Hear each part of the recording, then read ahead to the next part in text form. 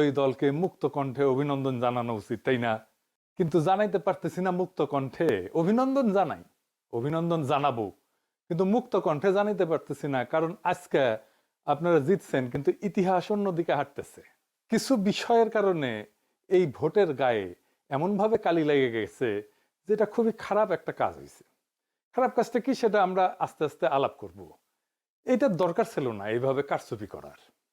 ভোটটা সুষ্ঠু হয়েছে কিন্তু রেজাল্ট সুষ্ঠু হয় নাই। 10:30 পর্যন্ত রেজাল্ট আসতেছে আসতেছে, মোটামুটি 2 জোট পাশাপাশি আগাইতেছে, 3-4টা সিটের গ্যাপ। কখনো এই জোট একবার আগে, কখনো আরেক জোট একবার আগে, তারপরে সব বন্ধ বেশ কিছুক্ষণ, ঘন্টা দুয়েক। তারপরে তত্তর করে বিএনপি আগে যেতেছে। আর জামাত জোট মনে হয় ঢাকার জ্যামে আটকেছে, আর নড়ে না, নড়ার চড়ার কোনো নাম নাই, ওইখানেই থাকলো।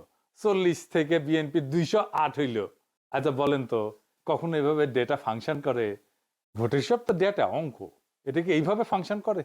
মানে এটা বিজ্ঞানের কথা, হ্যাঁ, ব্রেনটের কথা আর কি, এডুকেশনের কথা। এগুলো তো র্যান্ডম নাম্বার। যেভাবে ভোটের রেজাল্ট ঘোষণা করা হয়েছে, এর কোনো প্যাটার্ন মানে নাই।